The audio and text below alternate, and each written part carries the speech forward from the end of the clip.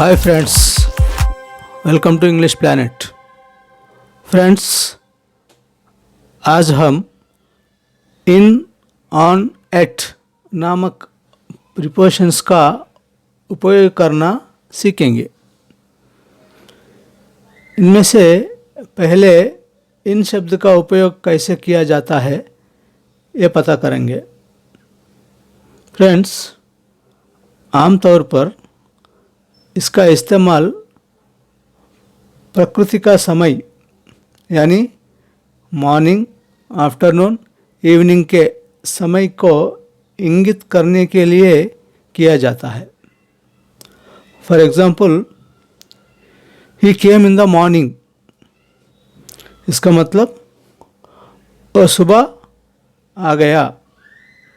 बोले तो यहाँ मॉर्निंग जो शब्द है ये प्रकृति का समय है, इसलिए हमने इसके लिए इन शब्द का उपयोग किया।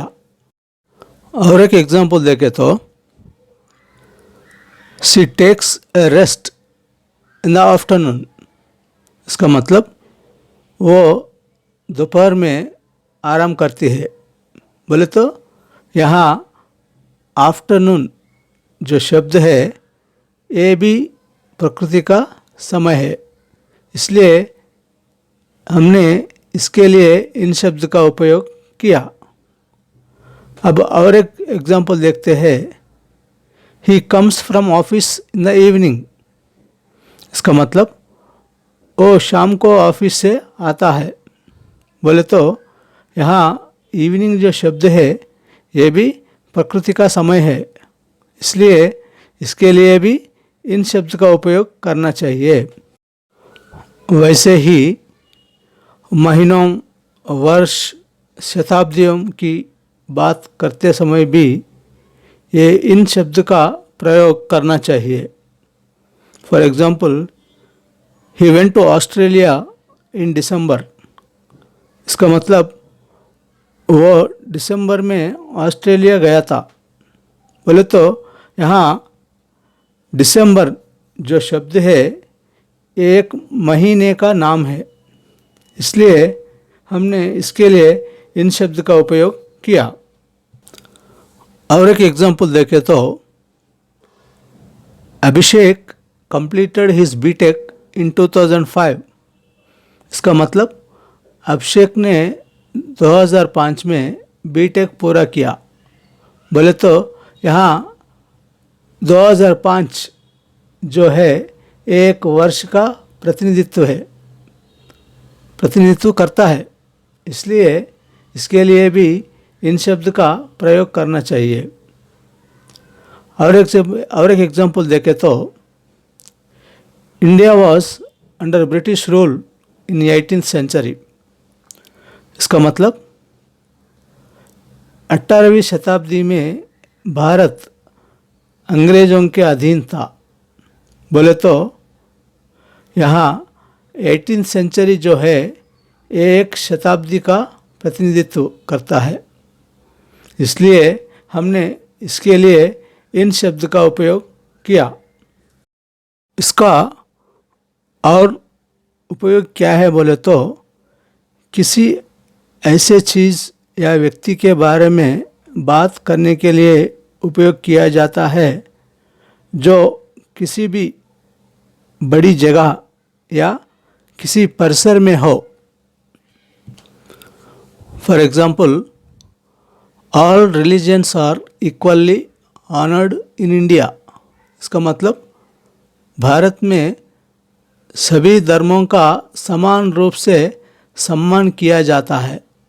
बोले तो यहाँ भारत जो है एक बड़ी जगह है, इसलिए इसके पहले इन शब्द का उपयोग किया है।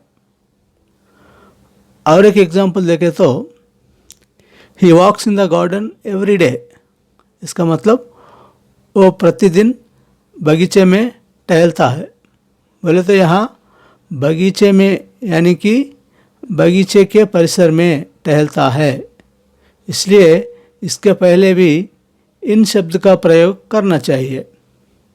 दोस्तों, इसके और भी बहुत से उपयोग है, लेकिन विशेष रूप से जैसे कि हमने ऊपर बताया है, ये ज़्यादातर इस्तेमाल किया जाता है।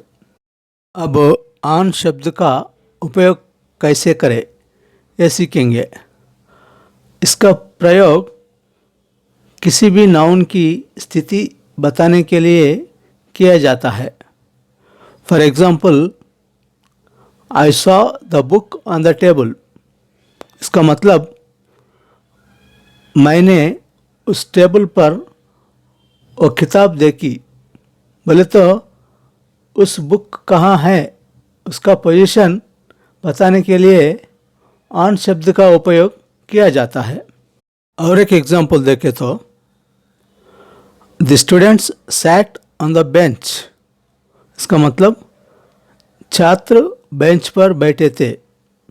बोले तो वे छात्र कहाँ बैठे थे, उनका पोजीशन बताने के लिए ऑन शब्द का प्रयोग करना चाहिए। वैसे ही इनका उपयोग डे और डेट यानी कि दिन और तारीख बताने के लिए भी किया जाता है। For example, I met him on Sunday. इसका मतलब मैं उनसे रविवार को मिला था। बोले तो यहाँ पर संडे जो शब्द है ये एक दिन का नाम है। वैसे ही मंडे, ट्यूसडे, फ्राइडे एट्सेट्रा इन सभी शब्दों के पहले ऑन शब्द का प्रयोग करना चाहिए। और एग्जाम्पल देखें तो, she went to Mumbai on Friday. इसका मतलब वह शुक्रवार को मुंबई गई थी। यहाँ फ्राइडे भी एक डे है, इसलिए इसके पहले भी ऑन शब्द का प्रयोग करना चाहिए। अब देखें तो डेट। डेट बोले तो तारीख। सो तारीख के बारे में बताने के लिए भी ये ऑन शब्द का प्रयोग किया जाता है। For example, we got independence on 15th of August। इसका मतलब 15 अगस्त को हमें आज़ादी मिली। फ्रेंड्स, यहाँ 15th जो है एक डेट है, यानी कि एक तारीख है, इसलिए इसके पहले ऑन शब्द का उपयोग किया। और एग्जाम्पल देखें तो, गांधी वॉज बॉर्न ऑन 2 अक्टूबर। इसका मतलब गांधी का जन्म 2 अक्टूबर के दिन हुआ था। बोले तो यहाँ 2 अक्टूबर भी एक डेट यानी कि एक तारीख है, इसलिए इसके पहले भी ऑन शब्द का उपयोग किया जाता है। नेक्स्ट शब्द है एट। सो फ्रेंड्स, अब एट शब्द का उपयोग कैसे करें ये सीखेंगे। फ्रेंड्स, वॉच टाइमिंग्स और नेचर टाइमिंग्स यानी कि नून, नाइट ऐसे शब्दों के पहले इसका प्रयोग किया जाता है। For example, he goes to office at 9 o'clock। इसका मतलब वो 9 बजे ऑफिस जाता है। यहाँ 9 o'clock जो है ये वॉच का टाइम है, इसलिए इसके पहले एट का उपयोग किया। और एक एग्जाम्पल देखें तो, शी केम एट नून। इसका मतलब वह दोपहर में आई थी। यहाँ नून जो है ये भी एक टाइम है, इसलिए इसके पहले भी एट का उपयोग किया जाता है। फ्रेंड्स, स्मॉल प्लेसेस के लिए भी एट का उपयोग किया जाता है। For example, they saw him at bus stop. इसका मतलब उन्होंने उसे बस स्टॉप पर देखा। यहाँ बस स्टॉप जो है एक स्मॉल प्लेस है, इसलिए एट शब्द का उपयोग किया। और एग्जांपल देखें तो at college, at tea stall, at general store, at post office, at medical store etcetera ऐसा उपयोग कर सकते हैं। फ्रेंड्स, फेस्टिवल के नाम के पहले भी इसका उपयोग किया जाता है।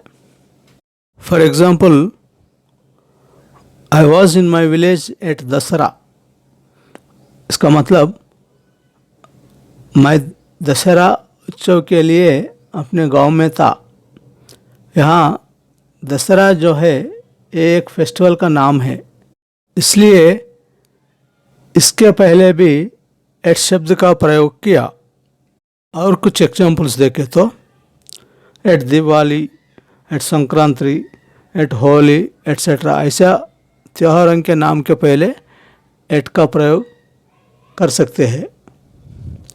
और देखें तो अगर आप स्किल्स यानी कोई कौशल के बारे में कुछ भी कहना चाहते हैं तो भी एट शब्द का उपयोग किया जाना चाहिए। For example, he is good eight English. इसका मतलब वो अंग्रेजी में अच्छा है। बोले तो यहाँ उसका कौशल यानी कि स्किल्स के बारे में बताया, इसलिए एट शब्द का प्रयोग किया है।